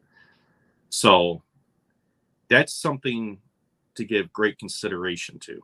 Or if you just decide you're going to make the next great game system out there to totally pummel D&D into the ground, there are a lot of resources out there to help you get to that point. Exactly. I mean, I was over at a friend's house last week, and he never even heard of Drive-Thru RPG. So I just typed in fantasy, and then I was going through their little, the little sidebar where you can click on the various things to break it down. And I click fantasy, the main source book or core rule book or something, and something along the lines of like 86,000 titles popped up. Yeah. It's like, I mean, well, a real eye-opener for me, and they don't have this catalog system anymore, and it was Noble Knight Games. Before they changed to their new catalog system, they had this drop-down menu that you could go in there and you could look at the RPG by the publisher name. And it went from A to Z. And if you would have seen the thousands upon thousands, and I used to spend time just sitting there scrolling through it like, I've never heard of this. Click on it. It'd be like, holy crap. I never even knew they came up with an RPG game for this. And I mean, some of this stuff was way out there. An entire RPG game just built off of one film. An entire world off of one film. So, it's astounding to see. And a good point I'm going to throw out there on this. The name Dungeons and Dragons and how people have synonymously used that to describe role-playing games as a whole. If you hear the name Kleenex and everybody knows what you're talking about, Kleenex, that's a brand name. It's a tissue. It's the same thing. There are so many out there that you don't need the elephant in the room. You don't need that brand name Dungeons and Dragons. Feel free. Look, you may be surprised. You may find an RPG system that you ain't never heard of that's going to be your favorite RPG system in the world, and you're going to question everything you have on your shelf now as to whether you want to play it again. Like I said, I've got, like I said, 30 or so. I guarantee you, I got 5, 6, maybe 7 titles most people haven't even heard of. Elemental. There's nothing on the tubes about Elemental. Have you heard of it? Have you heard of Elemental? Elemental, I have not. All right. How about Battle for Diratia? Nope. The Orb. Nope. Well, the Orb is a fudge base. Elemental's a simple D6 base, and Battle for Diratia uses funky dice. Now, hold so on. There's three systems right there that I can play anytime I want, but no one's ever heard of those. Now, here's the question, Don. Where have you found these at? Like, where the source? Did you get these from an online? All 3 of those came from Drive-Thru RPG, doing exactly what you were doing with Noble Knight Game. Just kind of sitting there scrolling through and just sitting, oh, I've never heard of this. What's this? And since you get, some version of a preview, I would just preview it and look through it and see if I can decipher it. Because the one thing I hate about Drive-Thru RPGs previews is the ad will be about, this is the greatest setting ever. And when you go, okay, I want to check out the setting, it winds up being game mechanics. Or it says, we got the best streamlined system. Okay, I want to see what your streamlined system is. And then I wind up reading, the table of contents, the legal page, and that's it. And it's like, okay, I didn't get a glance at what makes your your streamlined system streamlined. So I was like, all right, kick it to the side. Oh, wait, here's one where I can actually see at least what they're trying to do and figure it out. Oh, all right, that might be interesting. Put on my wish list. And then whenever I get them, in the mood to try something new, I just kind of scan through my wish list and go, why did I put that one on my wish list? Check it out. Oh, it either rates to go back, stay on my wish list. I decide to buy it, or it's like, oh man, that's stupid. Click, get rid of it. So, Deploribus Rex, thank you very much. The boys are back. Gonna explore the One Ring Second Edition Strider mode. Okay, one thing, Deplorable Rex. I have this right here, and unless they now print it and distribute it from Free League, which I do not know, it's a PDF. I bought the PDF file, sent this to Staples, and had it printed off for me. And so just so you are aware, unless you are going to enjoy the PDF as written, but I figured I'd just throw that out there, give you a bit of information. I know I've showed the stuff on the One Ring, so if you have seen any of the books and you say, hey, where did he get the book from? I figured I'd throw that out there first. Yep, I just checked on Drive-Thru. It's only available as a PDF. Yep. Well, yeah. Go take your PDF down to Staples then. All right. Do we have any more questions? Anybody? Because we're sitting here at the hour 17 mark, and I don't know what Rob's schedule's like. I got nothing to do, so I can stay here for as long as y'all want. But you all got to give us some input. You want to just see 2 old men just sit here and talk and complain about how bad Wizards of the Coast is? We can do that for 3 hours, but it wouldn't be a great video. Just know Wizards of the Coast currently sucks, and just go with it like that. I mean, they picked the wrong time too, especially with their movie coming out in a couple of months. There's already been calls to boycott the movie. Well, and on top of that, let's take a good look at what they've done, Don. Okay, so at one time, D&D, you had Dragonlance, you had Forgotten Realms, you had Greyhawk, you had Ravenloft, you had all these great open-ended worlds to be able to play in. 5th edition, what do they have? Copycats of the original stuff that has been badly written and badly rehacked. Like, I haven't even seen the product, but I know I've heard you or somebody mention how bad the 5th edition version of Ravenloft is. I mean, they got nothing. They got their homogenized, generic, means nothing, is nothing, completely boring, nothing interesting world. And they got nothing, literally. If you looked at the original, when Gary Gygax created it, the basic, that realm was Toril. And then Forgotten Realms came out. Now, currently, they're like, everything takes place in Forgotten Realms. Well, here's the thing, 5e players, you guys are being shortchanged badly, overcharged, shortchanged, and basically locked away in a closet. I mean, come on. Go and look at all of those older works that were out. Look at that wealth of information that was put out. That really, if you want to know why the OSR community is the way it is, why people have moved on, why they're still creating, it's because of them old works. It has nothing to do with the new 5e stuff. People have all but do you even? I don't enjoy 5e. Do you enjoy 5e? I've only played 5e for a short time. And the only reason why I was playing 5e was because a friend of mine who had never DM'd before, decided to take the first step and be a DM. And at that point, 5th edition had just came out. So I was the only reason why I played 5th edition. I was like, I got all the 3rd edition books anyway. I'm not buying a new set of books, but because a friend of mine, was crossing that path, taking that, that step into becoming a DM, I was like, all right, I'll be there for him for that. But I have no reason to buy a 5th edition book. I mean, I go, if I see him in the bookstore, my eyes just kind of glance over them. I'm like, oh, 5th edition, kick it to the side. Well, I need to see something else. Anything else here? Other than that, 5th edition gets passed over.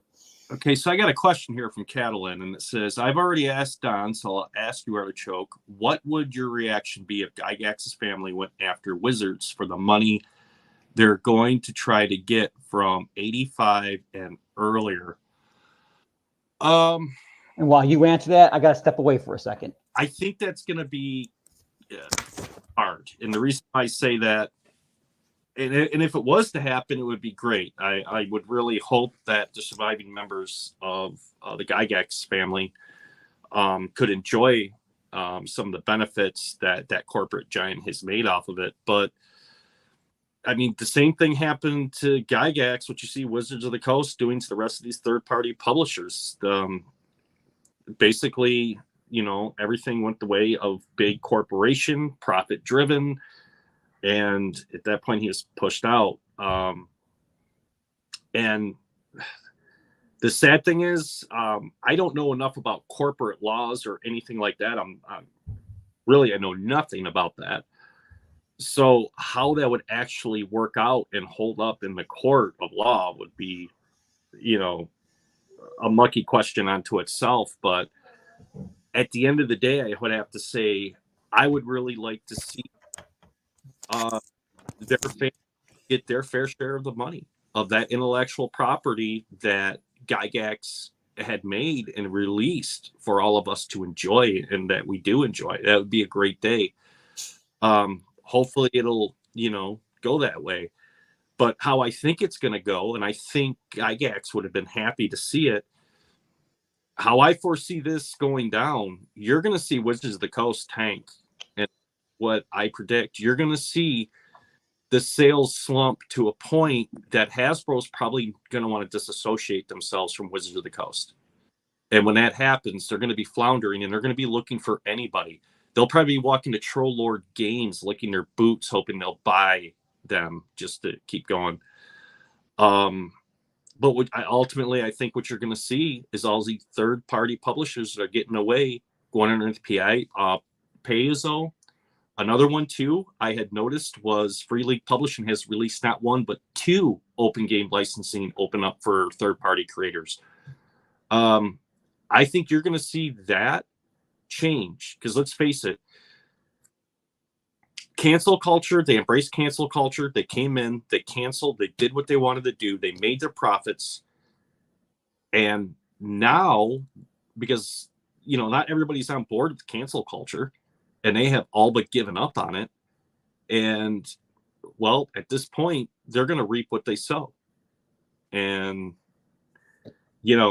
but yeah, I would love to see Gygax's family be able to get what I think they truly deserve and get the monetary value. But when you deal with a large corporation and they don't look at people as people, and they can care less, because at the end of the day, they're just chasing a dollar, I don't think it will happen. Okay, Kaylin has another question. I next to nothing but law. Next to nothing about law himself, but he's sure nothing will come of it, but he would just love to see it. Yeah, he's basically agreeing with what you said. Yeah, I would agree to see Gary Gygax's family get all they deserve too, but it's not going to happen. But like you said, as a result of this OGL, all these three third-party publishing companies, they're going to be the next Wizards. One of them is going to be the new Wizards of the Coast, the big elephant in the room, because Wizards of the Coast shot themselves in the foot, and now somebody else is going to step up, whether it's Troll Lord Games, whether it's Free League Publishing, whether it's Monty Cook Games. Somebody's going to step up and become the new elephant in the room. And here's the thing that, I've heard this echoed in many different YouTube creators videos about the whole Wizards of the Coast fallout. Well, they got Stranger Things. Even I said that. Stranger Things was a huge Netflix series. Everybody knows that. And it really emphasized D&D and it brought it back into the public eye. But you look at other publishers, Tales from the Loop. That was a Netflix series. It was very eccentric in my opinion, and it was out there. It was unique. I watched it. I enjoyed it. They have an entire RPG system that was built off of the story of that RPG system. So you got a publisher like them, and let's look at the differences, just the overall quality. Okay. I've seen so many people complaining that their new D&D books, because they're no longer doing a sewn spine, they're now just gluing them in and it's falling apart. And I have griped about this for a while. I'm like, how do you expect a kid now, let's say a 12-year-old kid just getting into D&D and wanting to play this, to justify to his parents, can I have $150 to buy these 3 main core rule books? Right? For crying out loud, how much does a brand new video game cost? $60, you know? But you look at Free League Publishing, you're going to pay $40 or maybe a little more, but you're going to get a high quality book with great paper, great binding. You get what you pay for along with great content. So right there tells you by the quality of products that they use, the way it is presented. These are gaming individuals that like gaming, that are releasing stuff that they are very passionate about, versus pretty much, give me your money. Give me your money. I am Wizards of the Coast and I am hungry. Well, Catalan asked, 150. Don, how much was a 3.0 books? Oh, well, 3.0 books were on average back then $30-$40 a piece. So you figure you had to get all 3, somewhere between 90 and 120 bucks just for the, Player's Handbook, Monster Manual, and DMG. Yeah. I've always been what I consider the discount gamer. And if you don't know what that is, you look for a discount. I would never go, even when I was huge, head over heels with PS3. When PS3 came out, I would go and buy the game when it was released, when people are paying $60, and they were like, well, why? It's what everybody's playing. And I'm like, because I'm gonna wait till it comes down to $20 and buy it. It's the same game. And people look at me and be like, well, what do you mean? It hasn't changed, doofus. It's the same game. You just paid $40 more for yours because they just rake that money off of you because they got to cover their cost. I'm going to pay what the real value of the game is worth, $20. I've always done the same with RPGs too.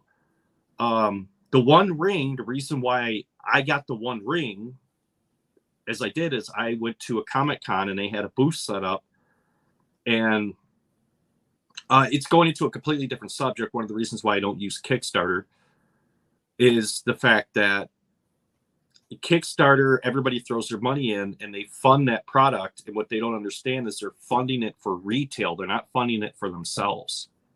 So retail gets those first before the Kickstarters do. Now they have a release date. They have to hold on to them. But nevertheless, I go to a Comic-Con and I have picked up the main core rule book and the starter set. Guy cut me a deal on them, and then I come home to find out I have mine. I didn't kickstart it before these people have even received it in the mail, and I'm like, holy crap! So, yeah, I don't know. That was kind of a tangent. Sorry, I dropped off on. That's all right. We got nothing to talk about. No one else has posted anything except for Cadlin remembering I thought so. Yep. You were there, Cadlin, when I bought those books, so he knows. I mean, nowadays, look at it. That video I put for, the Solo Gamers Goldmine, Hero's Adventure, that's free. Free. Yeah. Free for the PDFs, probably. I don't know. I haven't had to go to a printer, but I'd figure what, 20, 30 bucks to get all 3 of them printed.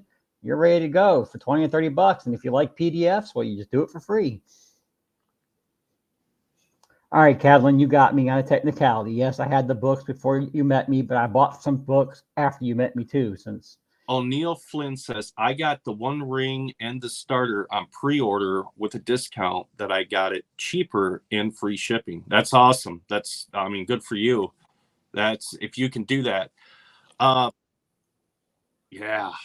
You know what, Don, I could go off about the Kickstarter thing for so long, and I just don't want to, but how do you guys out here? I don't know how many of you back Kickstarters and how many have done it. I personally, my opinion, and now what I am currently thinking about with this whole entire licensing debacle and all these people that have this stuff in the works that have, you know, everything's hanging in the balance at this moment. You know, I've always found it kind of weird that you pay money and then you don't see it for a year, 2 years. And I know with me, I'm kind of compulsive, right? So if I see something and I'm like, that's really cool, I want to play this, I want this system, I want to do this, and I buy it, a year from now, am I still going to want to play it? 2 years from now, am I still going to want to play it?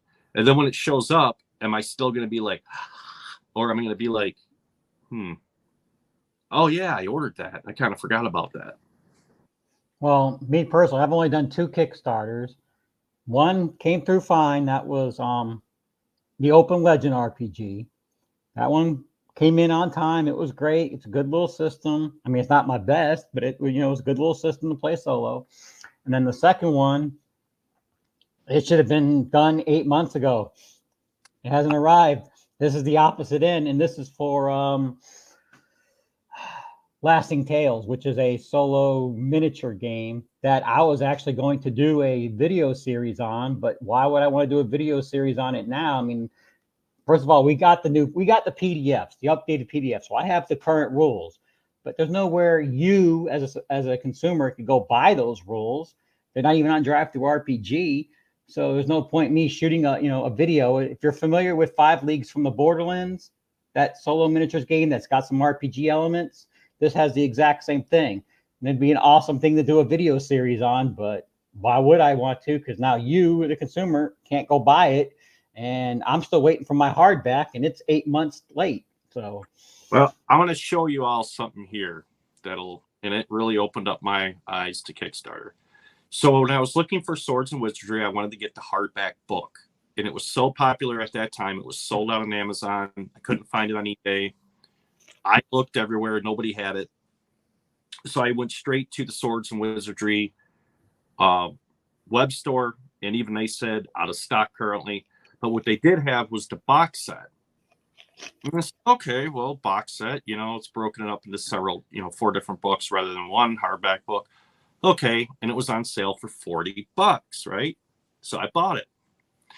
Lord behold, you know what they sent to me? So if you backed when they did their deal and you had gone to the stretch goal, you would get this wood grain box with the 4 books in it.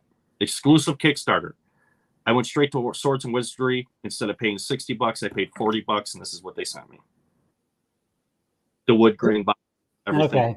But I didn't have to do any stretch goals for it. I just got the...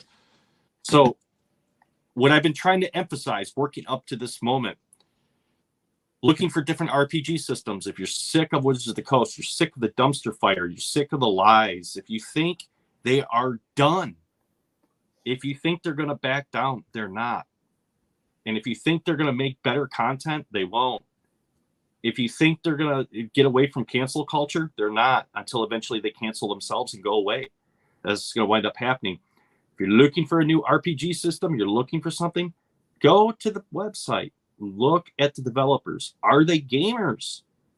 You may even find, and I have seen this, particularly with Amazon. Amazon isn't always the cheapest place to get something, or eBay. And at times they will inflate them prices. And a lot of times, if you go straight to the publisher, and you contact them and say, hey, I'm interested in buying this or this or this. Do you offer any discounts? A lot of times you'll find out they'll say, well, we'll give you 15% off plus free shipping if you buy it. So, you know, don't feel as if you do not have options. That's the one thing I think currently in our modern society that they try to buffalo you on, is that you have no options, that you only can go to Amazon to get this, or you can only go to Kickstarter to get this, or you can only go here. No. Do a little due diligence, research yourself and find out. And you may be surprised. You'd be like, well, wait a minute. Are you telling me I don't have to wait 2 years from now to get this? I could have went to this site the entire time and got it, within a week. Yep. I mean, that's the truth with my Lasting Tales book. Like I said, I'm waiting for the hardback, but I've got the PDF. There's nothing stopping me from taking it up to Staples and printing it out. I mean, I'll still have the same thing. It just won't be the pretty hardback, but. So I got O'Neill Flynn saying production of books and shipping logistics is a mess still 3 years later. I think in general, overall, everything is still a mess. So as I described, I worked for a company. You may recognize that logo. Okay. So let me tell you a little something that's going on with currently what the stores across this country are dealing with.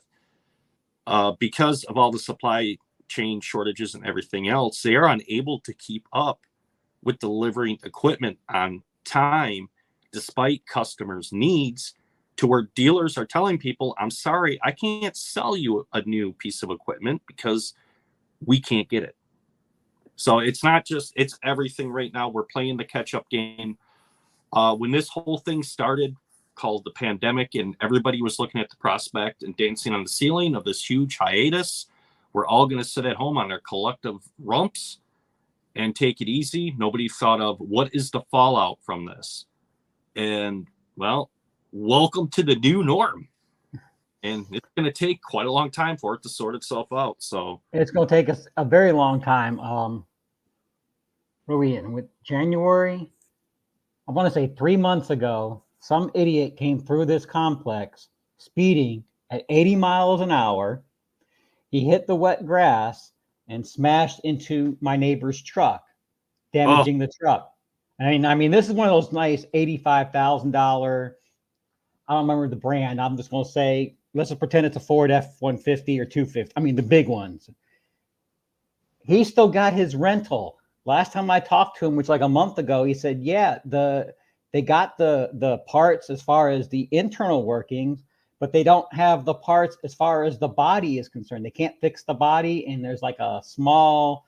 I mean, I'm not a car mechanic, but some small insignificant piece that is actually significant to the workings of the CV joint area and that area behind your tire that they can't get.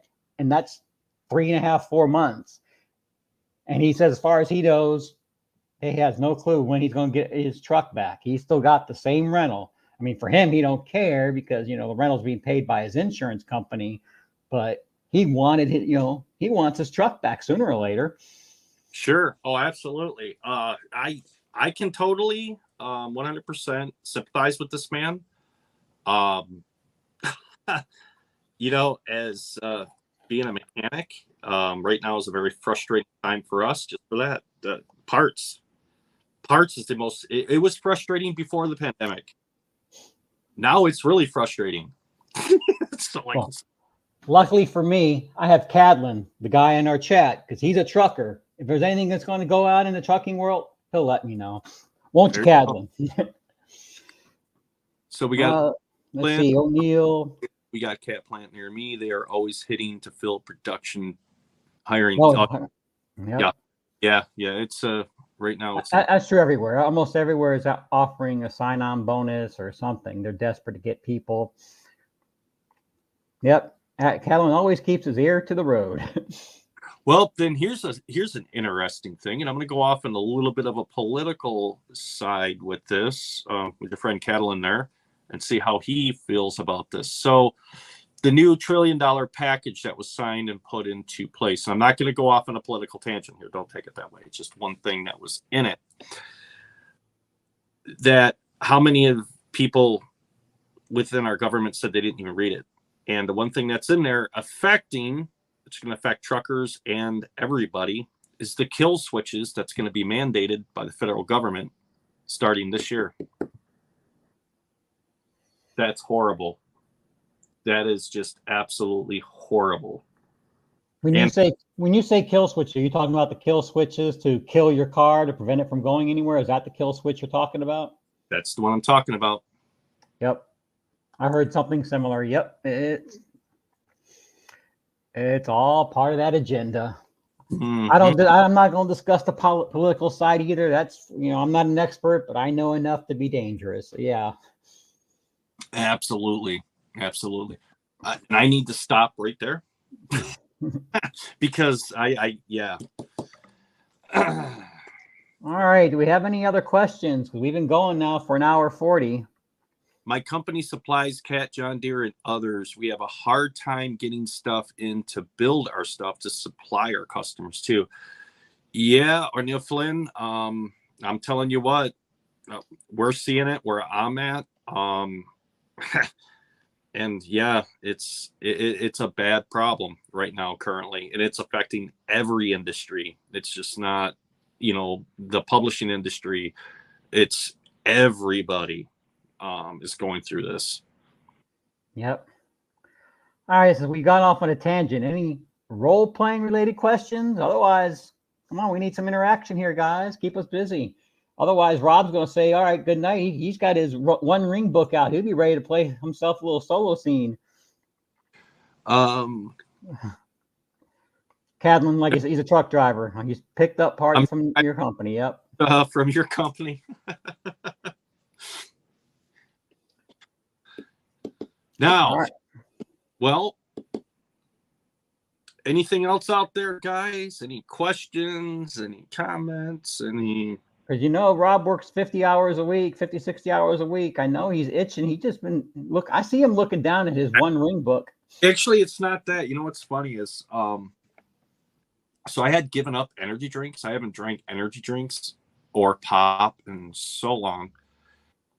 And last weekend, we went to our Dollar General up here, and they had these 1 liters, right? And I got one of Mountain Dew because it's been so long, and I'm like, I'm just going to stick it in the fridge, and I forgot about it. And then last night, I came home from work, and I got the AD&D Ravenloft set up, and I was like, oh, yeah, I forgot about this Mountain Dew, and I started drinking it, and it's like, wow, man, this is really good. And so, of course, I just kept drinking it. I was wired, Don. I didn't go to bed till almost 4 a.m, but it was fun. It was absolutely fun. It's what I needed to do. It's just like, I don't care about the world at large out there. I don't care about anything right now. I got my characters aimlessly wandering in the darkness and the fog of Ravenloft, and they're probably going to die. Cadlin, sorry, I'm trying to come up with a solo RPG question. Well, don't worry about it, Cadlin. You got my personal phone number. You'll call me anyway. When I talk to you 3 or 4 times a week, you'll have a question ready for me anyway. Oh, wait, O'Neill Flynn, thought on the new Mythic. I'm late to the show if you already talked about it. Yes, we already did talk about it, so go back and watch the show. But before you go back and watch the show, you can also go to my channel because my last video was a review of the new Mythic where I show what she did differently, and you can go from there. So we got you covered on the new Mythic, O'Neill.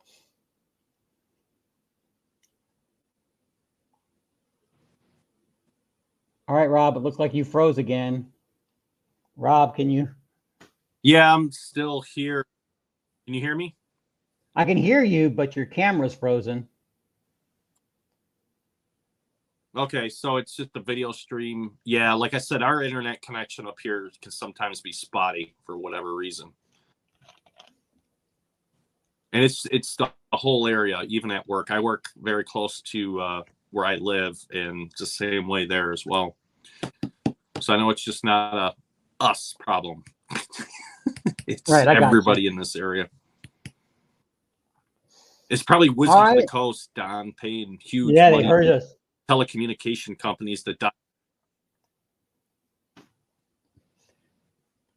you figure when you watch your stocks fall $43 a share, I'm sure there's people very upset about that. Mm-hmm. Yep, billions of dollars just washed down the toilet. All right. Well, unless y'all got something else for us, it's about that time. We've been going now for an hour, 45 minutes. Rob is probably good. That Mountain Dew is probably wearing off. Your eyes are drooping. I can see you're getting a little tired. So yeah, and I know you work a lot of hours. So let's respect Rob's time. If you got a question, we'll be happy to answer it. But if not, we're gonna have to shut down, and you'll have to wait till next month. Oh wait, he's got one. When creating encounters for your characters, how in depth do you go? How in depth do I go? It depends on what I am playing. Okay, so if I'm playing just your run-of-the-mill dungeon crawl, encounters are going to be just that. It's going to be filler.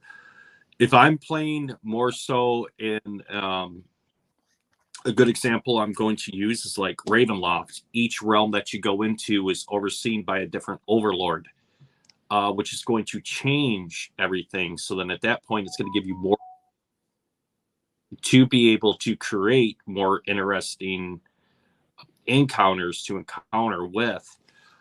One of the systems I really do love, and it gives you a lot of creative freedom with encounters, is Borderlands.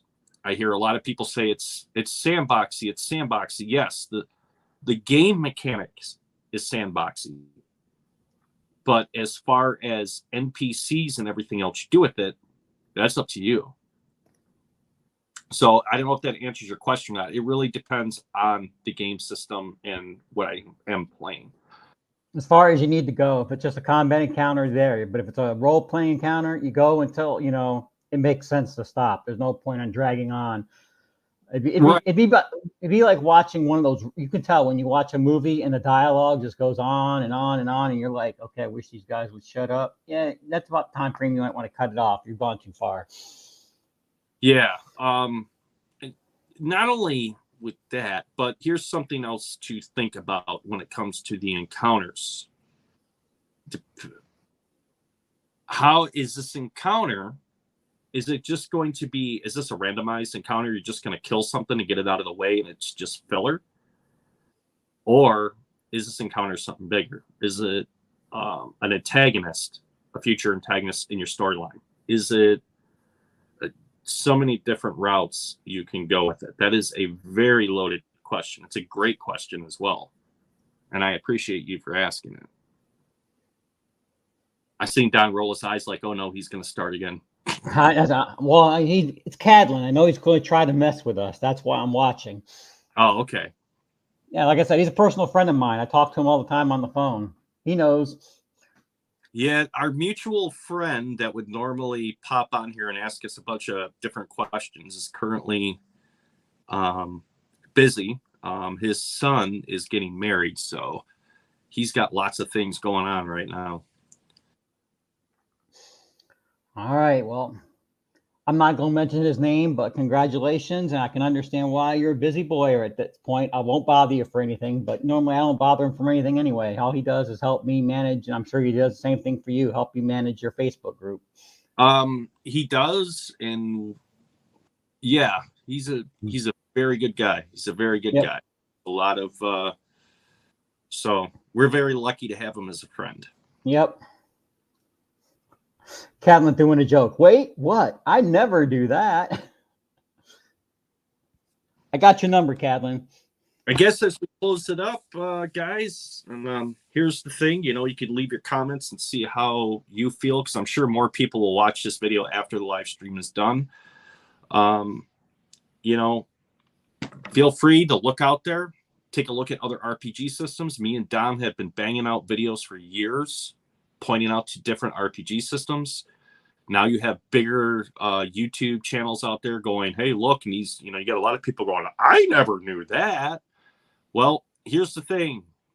In closing, when you walk into the game store, instead of having the blinders on and just walking straight over to the section that says D&D, look around, look at these game systems and see what they have to offer. And on top of that, you're really, by supporting the OSR, by supporting the third-party publishers, really what you're doing is you're helping support a legacy that Gary Gygax created. And these are some of the people that are still working in the industry that worked with him, directly with him, or related on other projects they may have worked with him. On top of that, his surviving sons that are currently into the industry and everything else. You are just helping that all more and keeping the game alive and true to what itself and what it was intended to be, and not what it has become. All right. Well, Kelvin says, do we know Stone Axe Gaming? He mentioned you in one of his videos. I don't know which one of us you're talking about, but I do know who Stone Axe Gaming is. He's a good guy. I recommend that. I'm going to do the Rob speech because Rob always does this speech, but I'm going to steal it from him. Even though I'm on his channel, I'm going to steal Rob's speech. If you like this video and you like what we do, be sure to hit the like and subscribe button. That's for doing it here at Artichoke Dip. And then I want you to go do a search for the solo RPG guy. Find that guy. That's me. Hit that like and subscribe. And then I want you to punch in Stone Axe Gaming. And I want you to do the same thing because he does a lot of solo play with all the various systems. He does a good job. And as we mentioned before, at the near the middle of the show when he popped in, Daniel at the Dungeon Dive. Go search the Dungeon Dive, find his Facebook or his YouTube, and hit like and subscribe. And actually, he also has a Facebook. So go find them at all the places because they're the top places to look at for information for solo gaming besides us two. But me and Rob are never going to claim to be the experts. Stone Axe Gaming. Because you tend to do a lot more collaborative, Don, than I do. As a matter of fact, like I said, people don't really reach out to me too much. If they do ask a question, it's like, have you checked out this game system? Or, hey, have you heard of this? Will you buy it and review it? And I'm like, no, probably not. But Stone Axe Gaming. So I'm going to have to. Yeah. Stone Axe, write it down. Yeah, because especially since it's your channel, he mentioned on his. Well, that's really cool. It's kind of it's humbling to know that people out there. It's humbling. They like our stuff, apparently. Yeah, and you're getting praised in books that are being published and everything else. I mean, it's. Yep, I've been named on books. I've been interviewed. I've been, just. Yep. So Stone Axe Gaming, Dungeon Dive, Solo RPG guy. Oh no, wait, this guy over here. Artichoke Dip. Hit the like and subscribe. Absolutely. And when I say that, guys, like I said, along with the like button, the reason why I say the like button, yeah, I know it tells me you like to comment, but really it helps bring more gaming content to you. So if you're sick of all the doom and gloom of the news channels showing up on your stream, like, did you hear how we're going to die next? Stay tuned for Film at 11. Click the like button. Or, particularly with, I know, Don, you do a lot more uploads than I do. When I get a chance, I upload. So the reason why I emphasize click the subscribe button by the bell icon, I'm not like, I want all of the subscribers. I'm like, hey, I may not upload next weekend. It might not be 2 months from now when I get a time. But if you have me in your notification when it does upload, you're going to get Exactly. I know what you're saying. Now I'm going to give you a picture perfect example too. Obviously, I have a channel on Solo RPG. I'm subscribed to you, and I'm subscribed to Stone Axe Gaming. I'm subscribed to all these other people. Well, today in my feed, I don't remember the guy's name. I wish I could remember. Lord Dward or something like that. Almost brand new channel. Literally like only 20 or 30 subscribers. But it was Solo RPG. He was actually using Mage Knight as his RPG of choice. Oh, wow. He was using the board game Mage Knight and Mythic. So I was like, oh, okay, cool. I watched it. It looked all right. So I hit a like on the video and I hit the subscribe button and I typed a little comment. Hey, welcome to the Solo RPG world. He was like, I don't even know. He didn't even know who I was. I would think, when it comes to solo RPG, usually me and you, we're one of the first two names that pop up. So he didn't know who I was. He found me, myself, and Die. And that was how he got in the solo RPG, but he had never heard of either one of us. Now, see, I have a question to ask you with this, because I am subscribed to your channel and I have notifications, but I never get a notification of when you upload.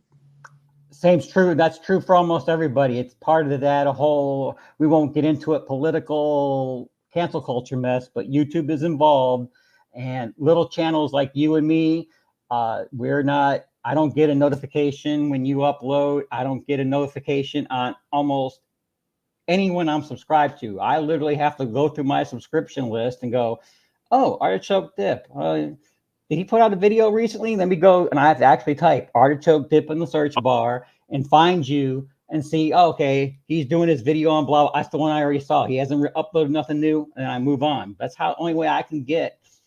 But if it's a news organization, I get those all the time. Yes.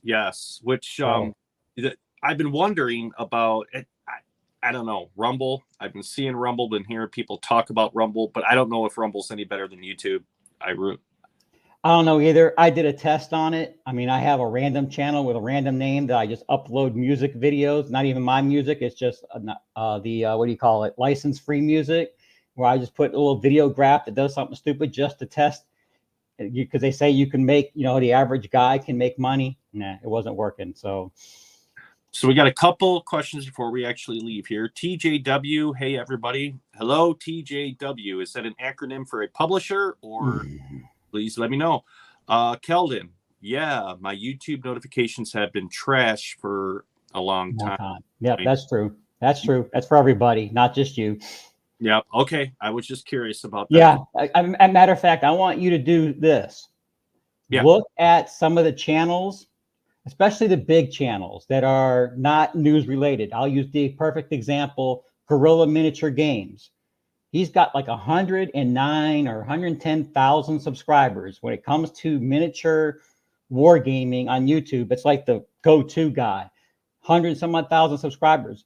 And you look at his videos in the past, he's got millions of views and thousands of views. And now he still punts out a video every day, but he barely gets like a 2,000 to 3,000 views. And I'm like, how is that possible?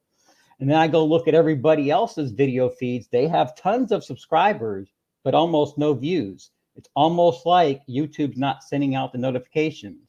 No one knows. That's exactly what it is. I think you hit the nail right on the head. Now, at this point, it comes to the point in the video, because it's coming up to 2 hours. I know Don's got stuff to do, and 2 hours is a long time to gnaw your guys' ear off. But let us know in the next video what's a topic you would like us to cover or talk about, or any ideas. Feel free to drop us a line and let us know, and we'd be more than happy. Not that me and Don could ever run out of topics to sit and talk about, but what would you guys like to know? What would you guys like to hear? I mean, as far as it comes to solo RPG gaming, do you want to hear about a particular system, what we like, what we don't like, or, stuff like that? Or do you want to hear, maybe us talk something completely off topic of solo RPG gaming? We will never know if you never ask the question. Exactly. So post the comments. I will be periodically, obviously this is his channel, so if you post a comment, Robert's going to get the notification. I won't, but I will periodically pop in here, and if I see something, I will answer just like I did in the previous video. So ask your questions down below, and one of us will get to you. And you can also find Don on his Facebook page, and I have one as well. And you can also reach out there if you would like, or straight on the comments, and we will definitely look at it and reconvene. And I think we are at the 2 hour mark. We got a couple of minutes to go, and at that point we'll cut it off. But yes, sir. Yep, just go visit us, Artichoke Dip's Solo RPG page on Facebook, the Solo RPG Guys group on Facebook, and all the aforementioned channels we've already talked about on YouTube. As a matter of fact, if you do a search for Solo RPG, That's one thing I want you guys to do. Actually, in this last minute, here's the request from us. I'm sure Rob would appreciate it too. All of you that play some type of solo RPG, start a YouTube channel. Give us something to work with. Right. Great. And here's the thing. Do not be afraid. I've had a lot of people that have reached out to me when I first started out, and they said, hey, I'm thinking about doing a channel, but, you know, blah, blah, blah, blah, blah, blah, blah. And I said, why aren't you? Don't look at me as the be all end all. I'm just throwing out my ideas that I found, and I'm just trying to reach out to other people out there and bounce ideas off of them. So, yeah, if, you know, you're sitting around and you got some great ideas and you're like, hey, you know, I think I would like to talk about this or show people, make a YouTube channel. That's why it is there. There's so many people that, and I'm going to use this example. I have a gentleman I work with, and he does, I guess what you would call it, I forget what they call it, the clay pigeons where you shoot the, you know what I'm talking about? Yes, skeet shooting. Skeet, thank you. He does that, and he wants to do it competitively, but he's like, I don't know how to get out there and reach to many people. And I'm like, what about YouTube? I'm like, why not reach out to people and talk about it that way? And then you're getting a broader audience. You're not just going to be limited to, you know, like I told him, sorry, dude, we're living in the 21st century and you're walking around word to mouth. It's not going to work too well. The idea I wanted to make is a 3D video series animating my RPG gaming. However, I'm afraid that Wizards will come after me. Well, here's the thing. How can they if it's your own content? How can they if it's your own content unless you completely plagiarize? And let's say you take, I don't know, Sojourn, or, I mean, you take a work of practical art that Wizards of the Coast has licensed and put out there word for word. There's nothing they can really do. Likeliness, I mean, yeah. It would be like the example of Wizards trying to come after you because your story contained a wizard. You know, I would tell Wizards of the Coast to go pound sand because there's many more better. They can copyright the wizard. Exactly. Yeah. And Geo Rock says, thank you guys for your contribution to the solo RPG hobby. Well, thank you for watching us. That's why we do this. If you guys, if we didn't got no response, Robert would be making his videos. I wouldn't be making my videos, and he'd be in his little world playing solo RPGs, and no one would know about it. And I'd be in my little world playing solo RPGs, and no one would know about it. That's why we're here for you guys. I will tell you what, a mutual friend of ours, mine and Don's, that I talk to on a regular basis, and he's a great guy. I met him, and he was one of the first members on my Facebook page. And we had just developed a relationship.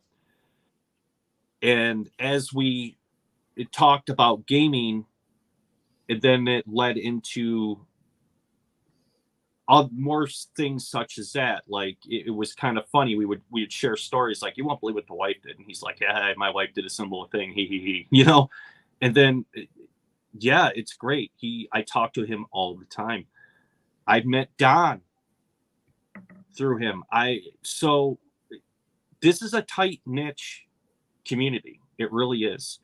And the more your voices are heard, and especially now, guys, is more important than any other time in the gaming hobby. Potentially you have a corporate giant wanting to come in and eradicate everything and take everything away and shut everything down towards just their cancel culture junk.